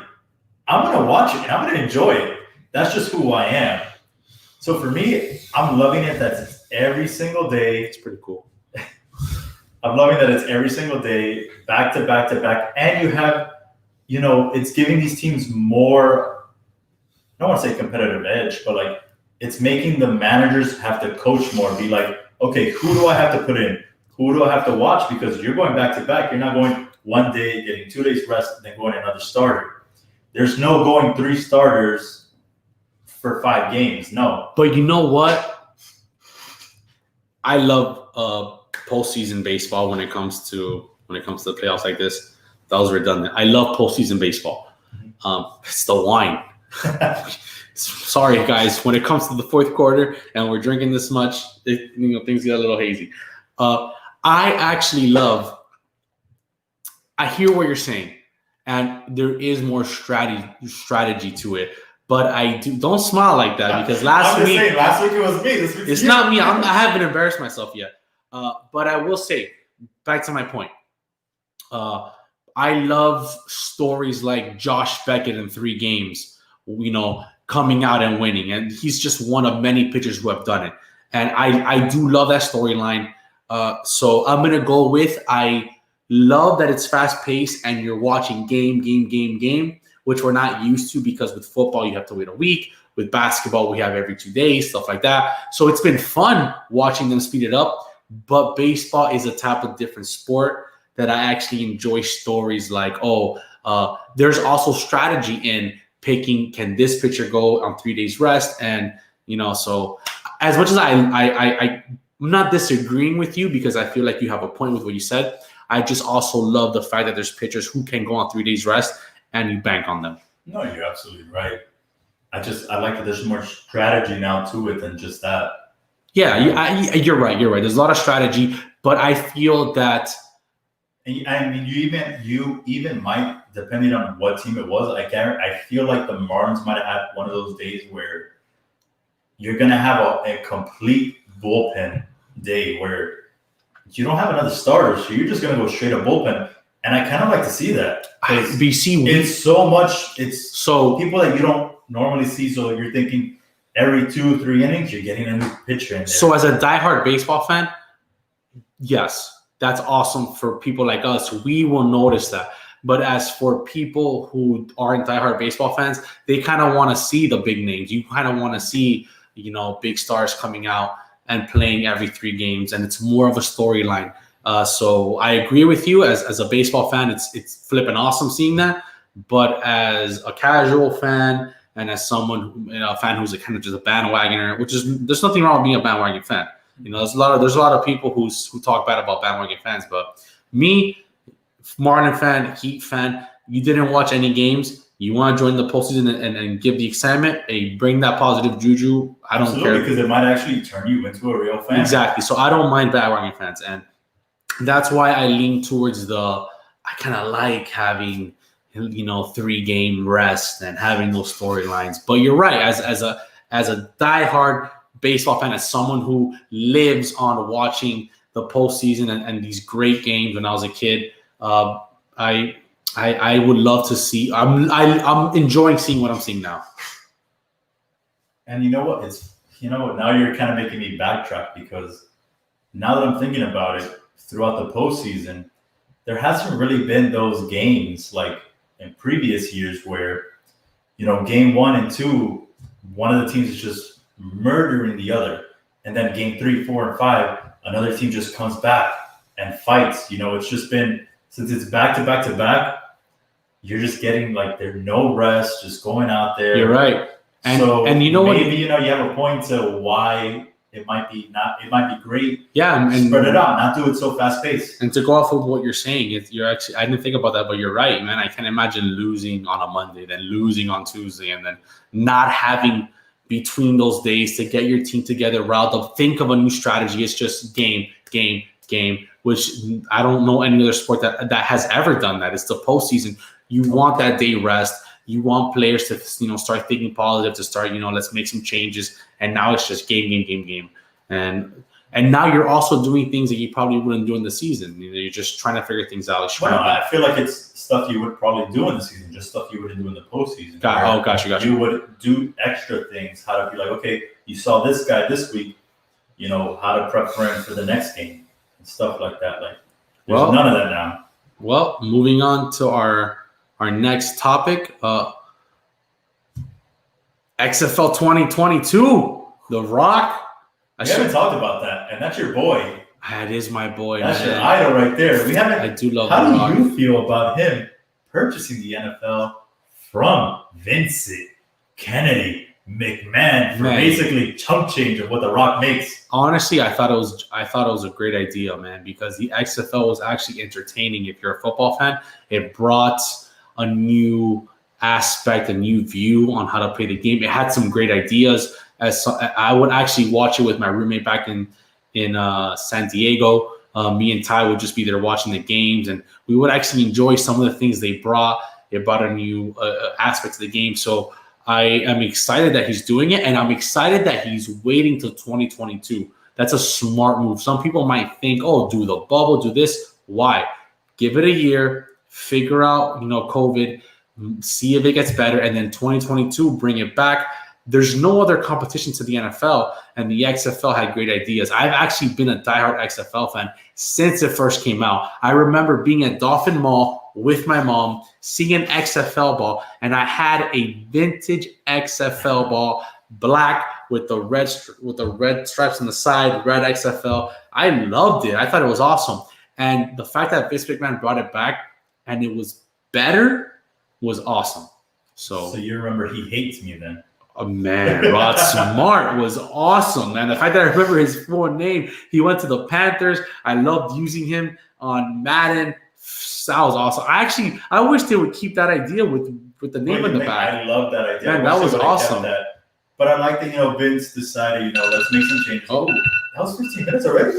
Yeah, man. Wow. I know. You always get whatever about 15 minutes, but, man, we talk so much that... I don't get whatever. I'm just saying. I thought it might have been, I thought it was too much. But anyway, we're still going to finish this off.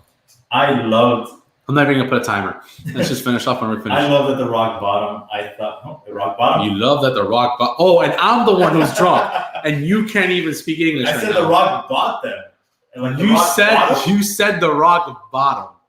Yeah, I said it, with Miami slang. Come on now. 305. Anyway, I loved it, and I feel like for the price that he paid, he bought an entire league. It wasn't one team. That's what blew my mind. I was like, man, The Rock got a steal. And if there's anyone that can make this work, it's that man, because he's going to put everything he has behind it. And if it doesn't succeed, you know what? You can't say he didn't give it his 100%. But knowing him, that is going to succeed. He's going to be able to, and it's what he says, which I love, is it's a second chance for guys like him that didn't get that push in the NFL because they just weren't there. They weren't ready. So I love that, and I love that for this league. So I'm extremely excited. I was super excited. I was watching it at work all the time. Yeah, man. When the games were playing, and it was Saturday and Sunday. It wasn't just one day. It was both days. So it was so fun to watch. I love the kickoff. I love the extra point attempts. I think I love the original kickoff, man. Remember when it was you put the ball? Oh, that was to see who got the ball. That was to see who got the ball first. Ah, you're right. They would chase to see, and which I love that. I love that. But I'm saying I love the kickoff that it's just one straight line. You got a guy in the back, and if he cuts through, he's going to the house. Yeah, that was awesome. Yeah. But I also like the extra point stuff where you can go for, I love 1, 2, or 3. Yes, and I love that. I also love the intel commentary where you go to the players. Yes. That was awesome. And then you can hear what the coaches were saying to the players. I thought that was awesome. My favorite thing is always going to be, I forgot what team it was, but the guy had just thrown like his second interception of the game. Yeah. And they go to him and they're like, hey, man, how are you feeling after the second interception? And he's like, how do you think I feel, man? That was awful. And then, there was always some guy did some crazy dance and they went to go talk to him after and they were so it was such a different feel that you don't get from the NFL. It's so, I don't even know how to say it, like just different and great to see that you don't normally see, on the NFL, and it makes things interesting. Yep. So let's move on to OT. There's never much love when you get to OT. OT. And I'm going to start off OT by calling out Kenny. Because he said, I went back to volume 10 and 11 when Alain came back. He knows how I feel about when he says Alain. Because he knows I'm Uncle Alain. Come on now. I'm Unc. So I'm gonna call out my nephew. My nephew. Know what it is? He's not trying to show his bias. I love him. He's not trying to make you feel bad by saying that Melo's right. That's my boy. What? Melo, you're never right. I know. That's my boy Kenny. I love him. He's recovering from a shoulder injury. He's still got it. He's went through rehab. He's got an amazing facility. It's getting better. Kenny knows that Melo. That boy's an athlete. He has some uncle genes. He got the Unc genes. Yeah, he does. He's just got to get the goggles. All right. So the first. Oh, come on. Why you gotta bring that up, man? Why you gotta bring up high school days, man? Don't talk about them goggles. Kenny's not about that Melo love. I want to. Don't get it. Don't get it. I'm gonna do a. First, I want to start off OT by saying we did not watch Tenet. Unfortunately, we had the NBA playoffs and a lot of things going on. COVID, the theater problem. We couldn't find a place to watch it. It was rough. We're definitely gonna get to that. We're gonna try to watch Tenet as soon as possible, and we're gonna go with our review because we love movies. But moving on to the next topic, we have. All right, so we have two cases here. We got the Tory Lanez case, and we got the baby blue from Pretty Ricky. Which one do you want to talk about, Tory Lanez or I'm gonna just start with Tory Lanez, and then I'll go into baby blue. So let's do this. All right, so Tory Lanez, he recently was in a altercation situation with Megan Thee Stallion, where apparently he popped off his gun, shot her on her foot. Maybe something happened where bullet fragments went on her foot, and he recently got charged for it. And man, how does Charlamagne Donkey of the Day? I mean, has Charlamagne done that? I don't even know. Charlamagne the God, he should give this man Donkey of the Day. I feel like we need one of those. Man, if he really, what is wrong with this guy? I mean, I'm not gonna lie. Tory Lanez, I've been listening to his mixtapes for a while, and he actually does some pretty good music. And he has some great what is it? I don't know the word. Remixes. Come on, man! What, you take out your gun? What are you doing, dude? If these allegations are true, I'm gonna say allegations. Megan Thee Stallion said this is what he did. I'm not sure if she's gonna be a witness to the case. As the in-house legal strategist of fourth quarters, I don't know what's going to happen, but I will say, Tory Lanez, you deserve Donkey of the Year. This is true. You rightfully deserve to be charged if it is true, but I am not going to say you're guilty. I'm just going to say if it's true, you definitely are a Donkey of the Day. And we probably should stop saying that because that's not even our thing. You're right. So I'm going to go with my Alain of the Day. I'm sorry. Is that what you know what? We could have gone with Giant of the Day. I don't know why we're going to go with Alain of the Day. So mine is going to be Baby Blue. You guys might not know him by that name, but he was in the well-known band of Pretty Ricky. Pretty Ricky. Man, I love that growing up, man. From the 305. 5 in the morning. Oh, man, Jazz has heard that we did not watch Tenet. Damn, I know. I'm sorry. I'm sorry. We're going to make it up. We're going to watch Tenet. I promise we're going to do it. But yes, Baby Blue from Pretty Ricky got charged with a scheme. So it's just mind-boggling. So with everything that was going on, there was this payment protection program loan thing that the government was doing. And this man, Baby Blue, decided to do it not once, but he apparently did it twice. And it's more than $24 million worth of a scheme. Wow. So he right now is on that struggle bus. And back in August, Baby Blue apparently was, I want to get this right. He was reportedly alleged to have physically assaulted a woman that he was seeing who was pregnant with his child and punched her in the stomach while she was pregnant. Like, what are you doing, Baby Blue? I remember, did Pleasure P do something? Was it Slick 'em High? Like, come on, man. Slick 'em High. Like, I don't understand, man. Baby Blue, you had it so good. Miami loved you. Man, you didn't have to do this. You didn't have to try to con anybody. You were who you were. We knew it. We loved you for it. I know, man. I if these allegations are true or whatever happens, I don't like calling people guilty until whatever happens in the court of law. It's unfortunate, all I really base this on is on his music and they're talented. I still listen to Pretty Ricky, man. Those back-to-back albums were so good. What's your favorite Pretty Ricky song? Man, hold on. I got you. My favorite Pretty Ricky song. Actually, I used to sing this. Blue Stars or On the Hotline? Like which album? It's for sure Blue Star, OG album. But On the Hotline, I know that song word for word. I'm not even gonna get started with that. But my favorite Pretty Ricky song. I used to sing this song with my best friend Jose. We call him Match.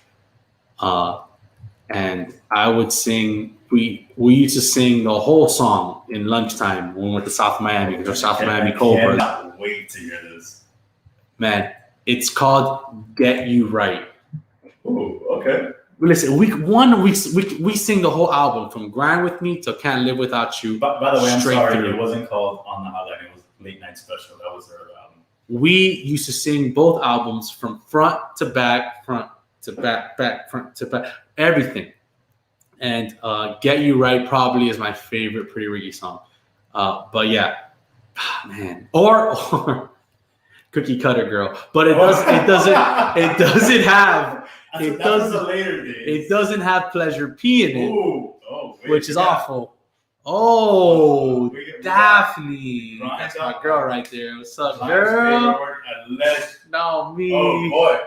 Hey, this is a PG Wow, show. really? Allegedly, that is. I love that word. This is a PG show, Daphne, please. Everybody take a shot whenever I say allegedly. Allegedly.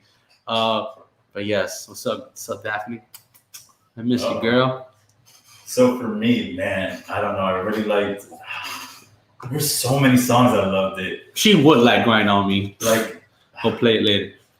I mean, we'll listen to it later. So I know from Late Night Special, obviously On the Hotline was a good one, but I like, can I put a little peer pressure on ya? On you, are you ready? Hey, cause I'm ready. Hey, Like that was. can I put a little peer pressure on you, bro? Don't get me started, dude. You're not even drinking your wine. What do you mean I am? And then Okay. the other one that I really liked was Call Me. Ooh. So Also, I you make like- it juicy for you, baby. Call me. Also, you're a big fan of the second album, then. What do you mean? Call Me was on the first one. Yeah, Call Me was on Blue Stars. That's why I said. You're I right, said you're peer right. pressure, late You're night, right, you're and I right, said okay. Call Me. I was confusing it for another one. Okay. Oh man, Pretty Ricky. Shout out to Pretty Ricky. I love them. And then there was, on the second album you had Love Like Honey. Oh, God. Yeah, they're like, listen, let's not get started with Pretty Ricky. We can go on another tangent on Pretty All Ricky. right, so my next question is, you said you were going to tell us about the story with Sterling. So they were another. Sorry, I'll change it here. There were another winery. Don't kiss my wine bottle. What's wrong with this guy? This was another winery that was affected, obviously, by the fires. But the big thing about this one was that this past Emmys, they were the hosts. Like, they were like sponsored by them, the Emmys this past year. I forgot when it was, September or whatever. This is the wine everyone was drinking. So we're drinking the wine of, plenty of Emmy Award winners. Wow, I Like didn't know Schitt's that. Creek Wow, and Glow. there all we those go. great shows. I had So no that's idea. Exactly why, So you brought me a fancy wine. Thank you. 'Cause that's what we get when we're winners. We get award-winning wines because I'm a champion, and that's what we deserve. So thank you, Melo, for bringing me Sterling wine. That was a great story. This is Sterling Vintner's collection, built by the hand touch of our winemakers from select vineyards to create a wine of balance and elegance. Sip our Cabernet and savor the lush blackberry, cherry, and blackcurrant aromas underlined with notes of vanilla and spice. That is beautiful. Thank you so much, Melo. Thank you. So let's talk about. So hypothetically, Okay. if you win halftime, which you won't, what would you like to drink next week? Well, let's see. I definitely want to go for wine again. What are you laughing at? No, nothing. Just saying because it's not going to happen. But I think, you know what? Let me switch it up. Let me get another white wine. white wine. Another white wine, yes. Bring me some white wine, something refreshing, something good, another type of white wine, not what you brought last time. I got you. It's not going to happen, but if it does, I already have what I have in mind. Okay, what do Anyway. you want? I'm going to double down on what I wanted last week. You want the champagne and orange juice. I want Mimosa Pappy to come out on 4 quarters and show the world what a true champion looks like. What a true champion drinks. Wait. What a true champion celebrates with. So you want A champagne? little bit of the bubbly. So you want some champagne? Some champagne with that spray OJ. With spray of OJ. Man, I'm going to get you a legit champagne with legit OJ. So I got you. Exactly. I want a little bit of that bubbly. If you win. All right. You may win. If he wins. Spoiler. So we want everybody to know we actually have something coming up, which Melo did without me previously, some dumb bracket he did with whoever was on the show. And I don't know, disrespect to whoever was here and did a bracket without me. But come on, we all know everybody watches the show because I'm in it. And we're going to have another special. Before it was best TV shows. And I don't know what greatest TV show of all time. And we're going to redo that in a later time so we can forget about whatever he did. We're going to do it again. But this time we're going to do best Halloween movie. So far, we don't have the movies yet. We're going to go through it. We're going to see what movies we all enjoy. We're going to have 4 different brackets. We're going to do it NCAA style. And we're going to do it the week of Halloween. It's going to be the week of October 26th. And we're going to have 4 different brackets. And it's going to be awesome. And we're going to come up with it. It's going to be the OT for that night. And we were supposed to talk about our favorite Halloween movie. I feel like because it's 1-1, we're going to need a special guest to break the tie. That's a good idea. Whoa, my bad. That's a great idea. We're going to see who the special guest is. We're going to think about it. It has to be neutral special guest because we don't need, any of this biasness. You're right. Somebody neutral. Oh, wow. Okay. We're going to find someone neutral for any tiebreakers. But, yeah, I can't wait. So let's not talk about our favorite movies. We'll wait to that because we are already an hour, 45 minutes in an OT. So let's take a final sip. Do you have any final words? Well, no. Yeah, actually, you know what? Before we leave, I don't care if it takes another 11 minutes. We are apparently running on 2 hours every single week. Kind of want to talk about what's going on in our lives. I don't really have much. But I'll start first, and then we can go to you, because I know it's a big week for you. And I want to, don't have much going on right now.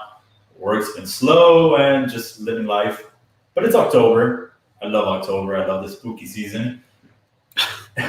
There's no Halloween Horror Nights, and that's been my thing for like years and years and years of going every single year. I don't know what's going to happen with Halloween this year. So I decided to take it upon myself.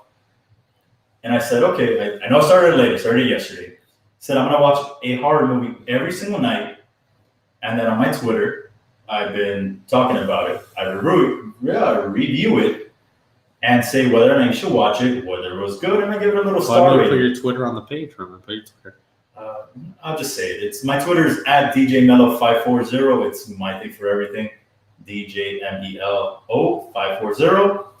And I just say, again, every single night, just throwing out a movie out there, whatever horror, Halloween, whatever it is, watch it, get a review out, and that's what I've been doing. Trying to keep myself busy besides the 4-quarter show, which I love. So if you want to check that out, I'll let you know what movie to watch, what not to watch. Hey, it's Halloween. I feel like this is a time that, y'all get to love, y'all get to be something that you're not. You get to get scared, feel that adrenaline rush that you don't get from just any normal month or any normal week. So how about you, my friend? What have you been up to? Man, I've been up to studying for the bar. Florida bar still hasn't happened. We have it next Tuesday, which is why we're going to have 4 quarters next Thursday. Again, not on Tuesday like we're supposed to. I'll probably be tired that day after the exam, and I won't be able to focus and do 4 quarters the way I love, which is why we weren't able to do it last Tuesday. I've been studying. I really wanted to show up Tuesday, but I didn't want to give you guys a half-ass Alain, not somebody with energy, the positivity I like to give. So we're going to do it again next Thursday. And then after that, we're going to show up on Tuesday. And I really wanted to do it on Tuesdays. It's after Monday Night Football. I feel Tuesdays will be a great night. Unless you guys don't agree with it, let us know what you think. But all we want to do is improve the show. That's other things that I got going on right now. I just want to think about improving the show, adding more things that you guys, agree with. Maybe getting some HD cameras in here, making everything a little better. I really want this to be the best show possible, the best sound. We're going to bring another mic in. Hopefully it sounds better. But yeah, right now just studying with the bar, hanging around with the most amazing person, Daphne. I'm so lucky that, we're able to be together, and she brings so much joy and so much life, and I really appreciate everything she does. So I don't know how things would be without her positivity in my life. So thank you. Other than that, man, that's all really I got going on. And as much as it sounds like I have nothing going on, that takes a lot of time, studying for that exam because it's literally all I got. But then once that's done, man, it's going to be full focus on law, full focus on the podcast. And I'm just excited. I'm excited once this exam is done to give you all a better show. And hopefully we start growing and giving more amazing things. Oh, and also I got a lot of things going on with my amazing nephew, Kenny. Man, he is my life. I appreciate him so much. And I just want him to get better. Just like everyone, going on right now, we all have different things in our lives that might bring us down. Just know, it's a mountain. Life is a mountain, and you got to keep climbing. And as much as we all think that it's the end or, we can't overcome it, man, just keep grinding, keep climbing, keep climbing, keep climbing. Stay humble and just keep climbing. So it's going to be, it always gets better. As much as it gets bad and bad and bad. But if someone who has lived a crazy life, things just, it'll get better. So always just keep a positive mindset when times are tough. So, shout out to my nephew. I love him. He's just an amazing man. He's growing up to be an amazing person. And I can't wait to have him in the podcast. His mind is amazing. The way he thinks, man, it's crazy. So I would love to have him on the podcast one day. I know, unfortunately, he won't be the Halloween one because he probably will be biased. He say he won't be, but come on, you love me. You better pick what I pick. I'm just kidding. I know if somebody's perfect, it'll be him, but you're right. We got to pick someone unbiased. So shout out to everyone. Shout out to everybody watching. Thank you, Danny. Man, Danny, amazing. Love Danny. We play flag football together.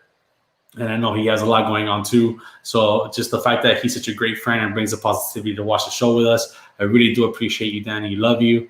Great friend. He actually took care of my dog, Kobe, like 2 weeks ago. So I really appreciate him. When I went to Pensacola, he watched Kobe and Kobe misses him. As a matter of fact, Kobe now, he'll grab a toy and walk to me. And he had never done that until Danny was around. So Danny must have been playing with him for a while. So I got to talk to Danny and figure out what he did. But other than that, that's all I got. Love all our followers. Thank you. And hopefully we keep growing. Absolutely. So with that said, I'll take a drink. What he said. Drink. Cheers, brother. And shout out to the best co-host I got. The host with the mostest. Okay. Right here. I like your new background, though. I see that, man. I see that. You're moving on up, dude. Man, he's just staring me down. That's why I know I'm going to win. Wash you right there. Like I said, I want to chime in on what he said. Thank you, everyone, for watching. Yes, Danny from, yes. That's Ozzy's brother. Sorry, go ahead. It's okay.